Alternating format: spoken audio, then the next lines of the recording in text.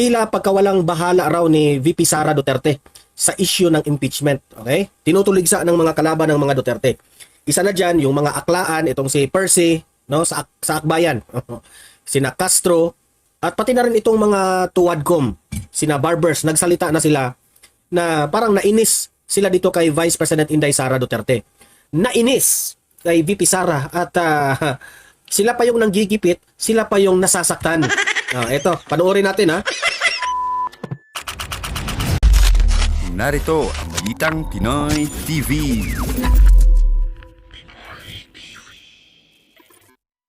Okay, and we are live ngayon sa ating YouTube channel. At meron tayong bagong update at pag-usapan natin itong tila pagkawalang bahala raw ni VP Sara Duterte sa issue ng impeachment. Okay? Tinutuligsa ng mga kalaban ng mga Duterte. Isa na dyan, yung mga aklaan, itong si Percy, no, sa Akbayan, sina Castro, at pati na rin itong mga tuwadcom, sina Barbers, nagsalita na sila na parang nainis sila dito kay Vice President Inday Sara Duterte. Nainis sila kasi yung speech o yung official statement ng ating Vice President, parang na-intimidate sila kasi fresh na fresh si VP Sara. Hindi man lang nagpakita si VP Sara na na-stress siya. 'Di ba? Kitang-kita natin kahapon sa press con ni VP Sara na she is not affected sa kanilang impeachment. Masakit sa kanila kasi po pumirma sila doon sa impeachment. Akala siguro nila na mainis si VP Sara, ma-stress si VP Sara, malulungkot si VP Sara. Kahapon, hindi mo makita na si VP Sara ay nalulungkot. Mas lalo silang pinagtatawanan ni Vice President Inday Sara Duterte. At sila po ay naiinis doon. Okay? So yun po ang unang nating pag-uusapan. Kasi po, ano sila sila yung nag-impeach kay VP Sara, sila yung affected yan ang hirap dito sa mga kalaban na ito ni VP Sara. Sila na nga yung nang-aapi, sila na nga yung mga parang ginigipit ang tao, sila pa yung naiinis. Diyan mo talaga makikita na si Vice President Inday Sara Duterte is a strong leader. Hindi siya naapektuhan sa mga banat ninyo diyan sa mga impeachment na yan. Hindi. Hindi nyo basta-basta hindi mo basta-basta magigiba ang isang strong leader. Okay, so yun po una nating itatalakayan mamaya. Bago ang lahat, bago natin ito pag-uusapan, help me po na i-like muna at i-share itong video na ito para guys kakalat ito sa taong bayan. Okay, sabay-sabay nating i-like muna at i-share itong video natin Facebook at YouTube. 1, 2, 3, go. Okay, like and share para maraming makalam. And also guys, paki-subscribe at paki-follow ito para lagi kayong updated sa mga balita na kagaya nito at ma-notify ang inyong mga cellphones kung meron tayong breaking news. Okay? So, kagaya nito, breaking news ito. So, sabay-sabay nating i-follow, i-subscribe, Facebook at YouTube. Ready? Follow, subscribe. 1, 2, 3, go. Ayan, thank you very much. So, simulan na natin unahin muna natin itong mga nainis kay VP Sara at sila pa yung nanggigipit, sila pa yung nasasaktan. Ito, panoorin natin Ay, nako tong mga taong to. Hindi mo lang alam kung anong gusto nila. Gusto kong sabihin kay VP Sara, hindi ito usapin ng jowaan. Usapin ito ng public accountability at siya nainis. Itong si Representative Percy Sindania Aklayan. Ay, Akbayan pala, Akbayan. Akala ko Aklaan. Akala ko Aklayan Alam mo, sa totoo lang, mukhang kayo na nga, yung isinusulong nyo na impeachment, natuloy. Kung anong gusto nyong mangyari sa House of Representatives, natuloy. Nakuha ninyo ang mga gusto ninyo. Ngayon, kung si VP Sara po ay nagmensahe patungkol sa Valentine's, anong masasabi mo? Sabi ni VP Sara, mas masakit pa yung iwanan ka ng boyfriend o girlfriend mo kaysa i-impeach ka. Meaning to say, hindi nasasaktan si VP Sara sa ginagawa niyong impeachment dyan sa House of Representatives. Feelings niya yan. Feelings yan ni VP Sara. Ikaw, bakit ka? Ikaw nang gustong mag-control sa feelings ni VP Sara? Hindi siya nasasaktan bakit ka maiinis ngayon? In-impeach mo si VP Sara. Hindi po siya nasasaktan sa ginagawa ninyo. Bakit ka maiinis? Yan ang malaking tanong Di ba? Wala ka nang magagawa dyan. Hindi mo pwedeng makontrol ang feelings ni VP Sara. Kung hindi siya nasaktan, well, kayo po ang nasaktan. Diba? Oh, no wonder ay yung panga mo ngiwi. Oh, kasi lahat na lang bagay sa buhay mo, negative ka always. Yan ang hirap sa inyo. Oh, si Pipi Sara, in-impeach ninyo, hindi nasaktan, feelings yan ni Pipi Sara eh. Pati feelings ni Pipi Sara, gusto nyong kontrolin? Ano kayo, hello? Kayo na lang siguro magde-decide sa buhay ni Pipi Sara? Ala, sige, kayo na. Kayo nang marunong. Kayo nang magaling. Oh. Ang opinion ni Pipi Sara sa Valentine's Day, pinakilaman mo. Hindi nga pinakailaman ni Pipi Sara yung baba at ngiwi mo. Oh, hindi niya pang pinakailaman. Di ba? Ang hirap dito sa kanila, hindi na nga sila inaano ni Pipi Sara, hindi na si Pipi Sara pa yung inaapi, ginigipit nila, in-impeach nila si Pipi Sara. Ano pang gusto nyo? Umiyak? Ano gusto nyo? Umiyak siya sa harap mo nyo? Di ba? Yan pa bang gusto nyo? Di ba? Hindi siya nasaktan eh. Kayo pa ang nasaktan. Kayo yung nag-impeach. Bakit mo pakikialaman ang feelings ni Pipi Sara? Hindi siya nangingialam sa ngiwi mo. Kawawa naman kayo. Nanagutan. Tumaas ang kilay ni Akbayan Party List Representative Percy Sendanya sa anyay tila pagsasantabi ni Vice President Sara Duterte sa kinakaharap nitong impeachment. Hindi isinantabi ni Pipi Sara. Let the process go with the flow. Ano pa bang magagawa ni Pipi Sara? Na-impeach na siya. Anong gusto niyong gawin niya? Wala na siya magagawa dyan.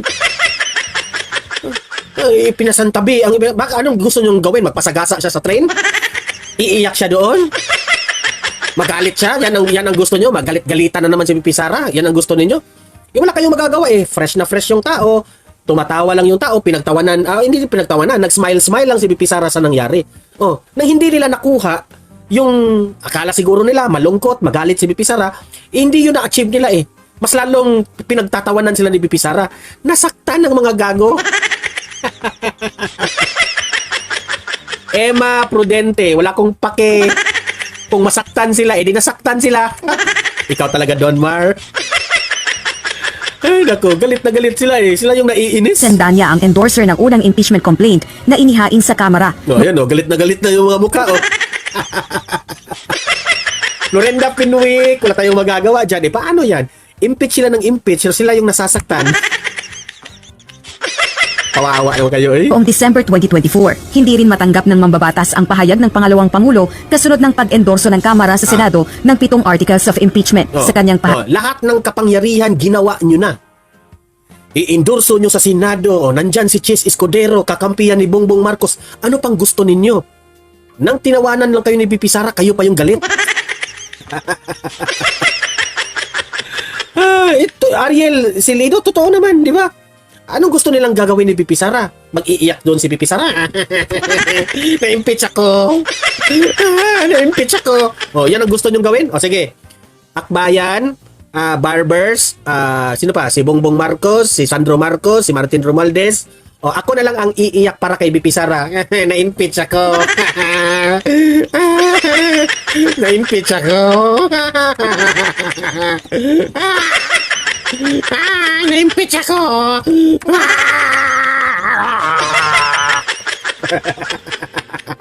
Lalo kayong mainis sa amin. Ay, yan siguro gusto nila. Pahayag ang tanging tugon ni VP Sara sa reklamong impeachment, mailigtas ang Pilipinas. God save the Philippines mula sa God save your baba. God save your baba. God save your ngiwi. Hindi affected si VP Sara. Sorry. mga Duterte, lalong-lalo na kay VP Sara Duterte. At mangilabot naman si VP Sara sa pagsasabi ng God save the Philippines. Paano siya mangingilabot? Mangingilabot ka muna sa mga vice cam na yan. Bakit siya mangingilabot? Mas mangingilabot kayo sa blank items na yan. Na sobrang laki po ang anong tawag doon na dapat nating questionin. Billion, hindi 125 million, billion. Yun ang nakakikilabot. Ngiwi ka talaga. Ilang beses nga na hindi niya na-save ang DepEd mula sa Sabi ni Primo Dumapias, very good ka talaga, Don Mar. Well, umiyak sila sa hanggang magurgur sila. Oh, ganun ka ba? Oh, ganun. VP Sara, bakit sila ipinsantabi niya yung impeachment na yan? Utot mo. Utot mo. Ano gusto nyo? Umiyak siya? O, kayo na lang umiyak. sa corruption. She's not taking it ika nga seriously, and that's her right. No, ito rin. Hindi raw tinitake serious ni VP Sara yung pag-impeach. Anong gusto nyo? Maging seryoso siya? Ganun. Si seryoso si VP Sara. Alam mo, barbers, ito kahit na-impeach si VP Sara, kahit tanggalin nyo as Vice President si VP Sara, life must go on. Hindi kami magpapa-apekto sa mga ginagawa ninyo. Ha? Anong gusto nyo? Kukontrolin nyo ang buhay ni VP Sara? Ha? Utot nyo. Utot ninyo. Kontrolin nyo ang utot ninyo. Mas makokontrol pa ninyo yung utot ninyo. Pero si VP Sara, hindi po ninyo makokontrol. Kung sa tingin ninyo, ang gusto nyo, mabothered si VP Sara, malungkot, iiyak, hindi po yan gagawin ni VP Sara. Ha? Kayo ang malungkot. Wala kaming paki. Bahala kayo sa ginagawa nyo. Sabi ni Jerry Kagud, ang pikon, talo, pikat. Ay, sorry. Si At Pai. bigay natin sa kanya yon, and how she looks at May karapatan talaga si VP Sara. Ibigay niyo si kay VP Sara yung happy life, okay? Hindi po kayo anong tawag doon? Hindi po kayo bibigyan ni VP Sara sa inyong mga satisfaction. Okay? things and how she looks at that particular complaint. Hindi naman natin siya pwedeng masabihan o madiktahan kung ano yung dapat niyang pakiramdam. O di tama.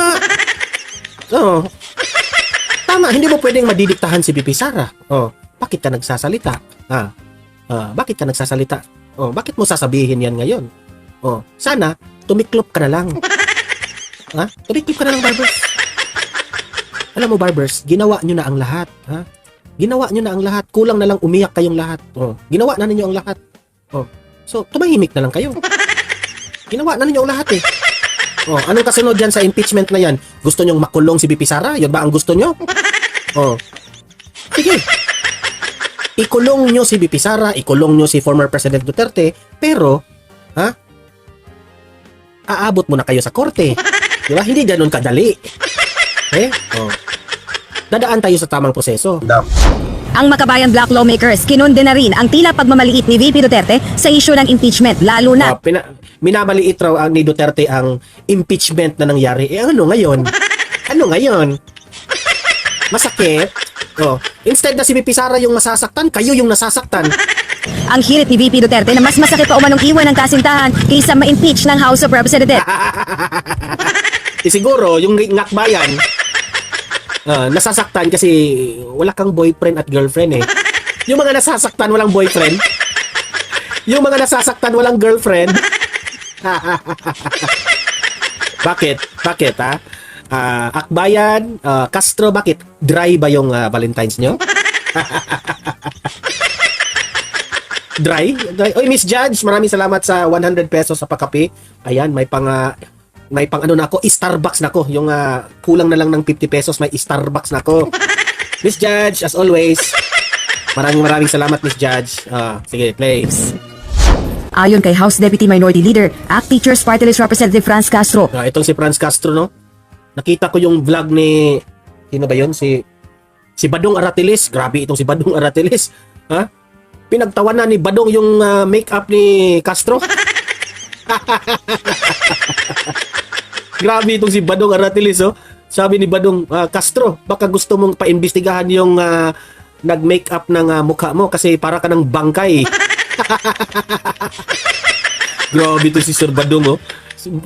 Castro, para ng bangkay yung make-up mo. Naku po, parang bangkay. Oo nga, Castro. Sino yung nag-make-up mo?